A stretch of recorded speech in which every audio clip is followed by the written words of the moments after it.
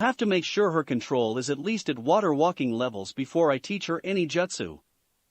What exactly will you teach her, Kit? I plan to make her my apprentice in the ways of the Gamma arts. That means she'll sign the contract when I feel she's ready. What about the Sannin arts? Will you teach her that as well?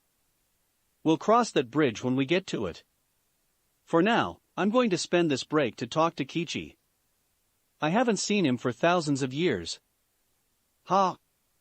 How does it feel to be an old man? The fox asked with a smirk.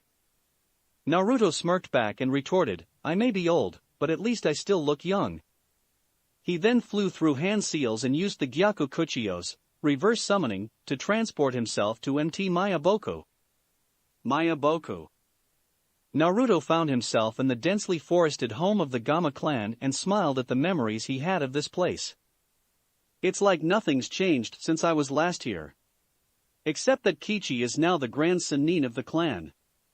Better not keep him waiting since I'm sure he sensed my arrival. The blonde shinobi trekked through the dense forest and made his way to the toad's village. When he stepped through the dense fauna, many toads turned their gazes to him and most widened their eyes in surprise at how a human found this place. A small few were able to see the whisker markings and murmured, Naruto-sama. The whispers caused others to realize just who this intruder was. Suddenly, a loud boom was heard followed by an intense tremor signifying the arrival of Gamashun. He turned to the blonde and greeted, Welcome back to Mayaboko after so long, Naruto-sama. Naruto nodded in greeting and replied, It's good to see this place again. I actually came here to speak to Kichi. Can you take me to him? Of course, this way, Naruto-sama, Shun answered before leading the Uzumaki to a large courtyard that had a large crystal ball and an ancient-looking toad. The toad was orange and blue with many wrinkles and wheezing breaths. He turned his head towards Naruto's general direction, presenting foggy eyes to him. So, Kichi's become blind over the years, same as the Grand Sannin of my time. Naruto then smiled to Kichi and stated, It's been a long time, hasn't it, Kichi? Nii-san? Is that really you? Kichi asked in between wheezed breaths. Yeah, Kichi, it's me, Naruto. I'm glad to see you again after so long, Naruto commented while embracing the blind toad. I assume that everyone else is. Yes. They're all dead. I was given the title of Grand Sannin by Toussaint before he passed on. Although Fukusaka-sama left something for you in his will, Nii-san. He did? Asked a surprised blonde. I'm sorry to hear that I wasn't there for the service and about everyone else. After a small silence in short memory of the deceased toads, Naruto asked, So what exactly did Fukusaka-sama leave me? Kichi's answer was to press his left forepaw to the ground next to him, resulting in a small plume of smoke. Once it cleared, an old-looking staff was seen in Kichi's paw. He left you his senjutsu staff. You remember, the one that knocked nature chakra out of someone if they had too much? Yeah, I remember. Naruto said in a whisper as he took the staff. He felt nature chakra flowing freely through it and remembered the times when the old toad used it on him. It brought a melancholic smile to his face as he thought of all the bumps he received throughout his senjutsu training. So, did he want me to do something with this, Kichi? Kichi? Yes, he did. He wanted you to pass on the ways of the Gamma Sannin to this generation. Aside from me, you are the last Sannin of the Gamma clan. Not only that, but I think my time has finally come. Naruto turned to his oldest friend with wide eyes. Kichi, you can't possibly mean that. We just saw each other again after so long, and now you're about to die? You can't die. The old toad gave Naruto a sad smile. Yes. I am about to die. However, I'm glad that I was able to see you one last time, Nii-san. Be sure to honor Fukusaka-sama's last wish. He then gave one long, final wheeze for air before whispering, Goodbye, Nii-san. The Grand Sannin then bowed his head forward and became still. Naruto felt his eyes water and proudly let the tears free in memory of his dead friend. Many other toads that had come to see the meeting between the two were also in tears at the loss of their oldest clan member. Kichi. I promise that I will keep the Gamma arts alive, for you and for all members of the Gamma clan. Naruto then turned to the other toads and raised his right fist over his heart, a gesture that they readily returned. Gamma-shun spoke up, "We are proud to have you as our Grand Sannin, Naruto-sama." The Uzumaki nodded and replied, "I promise, to all of you, that I will keep our teachings alive. I have already found my apprentice, and I will make sure that she becomes a Sannin worthy of the Gamma clan name." He then slammed the staff on the ground, causing a flash of green to emit from it. "That is my promise of a lifetime to you all."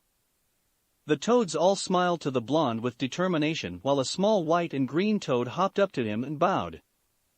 "Naruto-sama, please allow me the honor of accompanying you as your familiar toad," she requested. Naruto gave her a small smile and nodded. "Thank you. I have a feeling that I'll need someone like you to assist me. What is your name?" "Name? Gamayuki, Naruto-sama. But you may call me Yuki for short." "Very well, Yuki, hop on my shoulder, and we'll return to the human realm." When she was resting on his shoulder, he turned to the toads and stated, "Remember, the ones who love us never really leave us. Kichi will always be in our hearts so long as we honor his memory, and live how he wanted us to." At their nods, he and Yuki disappeared from the toad realm in a plume of smoke. Forest clearing.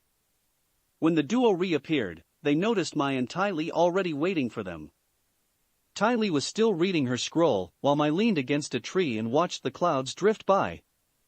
This caused Naruto to sweat drop and think, "Yep, she's definitely a Nara through and through." Mai turned her gaze to her teacher and actually gave a small smile. "Well, I was wondering where you went. Where did you go exactly?" Naruto pointed to Yuki and replied, "The realm of the toads. I picked up my inheritance." He then presented his Sannin staff to her and allowed her to hold it. Strangely to the kunoichi in training, it felt right in her hands. The aura emitting from it felt empowering and amazing to her. The feeling left when Naruto took it back and sealed it in a storage seal drawn on his right palm. "Now we are going to work on your chakra control. The first thing I want you to do is to try and focus it to certain points, hands, feet, etc." Mai nodded and closed her eyes while feeling for her chakra. She felt it in her core, but moving it around was hard for her. She was then broken out of her concentration by Naruto standing behind her and moving her hands to form a strange gesture. Noticing her confusion, Naruto explained, "This is called a ram seal. It's beneficial for initial chakra control for beginners. Hold that seal while focusing your chakra and you'll see the difference." He then backed up and watched her get to work. He saw that she had little trouble moving her chakra around while holding the seal, and gave an unnoticeable smile at her progress. Most would have trouble even with the seal, but she seemed to barely have any problems.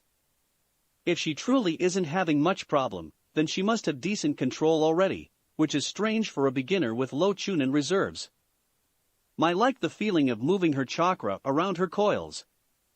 It felt incredible to be so in control of something. Then again, she didn't have much control over what happened in her life. It took a lot of convincing to her parents to even let her learn. Even if they knew of Naruto's legendary status, they still felt that being associated with a war veteran wouldn't be best for her. Luckily for Mai, her mother saw how badly she wanted to learn from the Uzumaki, and gave her daughter her blessing. It was worth it in her eyes since she saw Mai give her a bright smile, and a small hug in thanks, two things she rarely saw her daughter do anymore. After spending a few minutes getting a feel for moving her chakra around, Naruto called her over to show her the other 11 hand seals: bird, tiger, boar, rat, dog, dragon, horse, ox, serpent, hare, and monkey. It took the rest of the afternoon to get Mai to perform the seals fluently and at a decent speed. When Naruto dismissed her, she surprised him by smiling at him and saying, "As troublesome as you may be, I want to thank you for doing this for me. By the way, what's the word for teacher in the old language?" Teacher instated as sensei, and teaching you is no problem. After all, I did say you'd be my deshi mai. I'm guessing that means student? She asked with a small smirk. Close, it means disciple, he replied with a matching smirk. Well anyway, I'll see you tomorrow, sensei. As Mai left the clearing, Yuki spoke up, your student seems promising, Naruto-sama. Yes she does. By the way, you don't have to call me Sama. Just Naruto is fine with me. Little Yuki stammered a bit at how her summoner seemed so disinterested in his respected title, but she calmed down and replied, if you say so, Naruto. For the following 2 weeks, Mai worked on her control with the help of her sensei, while Ty Lee watched on in curiosity and wonder. After she had gotten a feel for her chakra, Naruto moved Mai on to tree climbing. It surprised the two girls when they saw the Uzumaki walk straight up a tree and stand under a tree branch with only his feet. Obviously, Mai had some trouble with this one, but not as much as Naruto believed she would. She merely kept putting too much chakra into her feet, which forcefully pushed her off the tree. He easily helped her solve the issue since he knew what it was like to use too much chakra at one time. With his advice, Mai was able to steadily progress up the tree, each time getting slightly higher than the previous.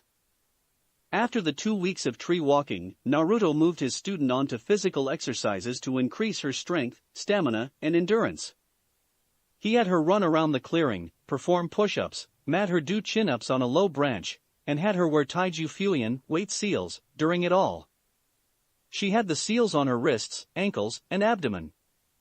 The ones on her wrists and ankles were 10 pounds each while the one on her abdomen was 15. This went on for another 2 weeks.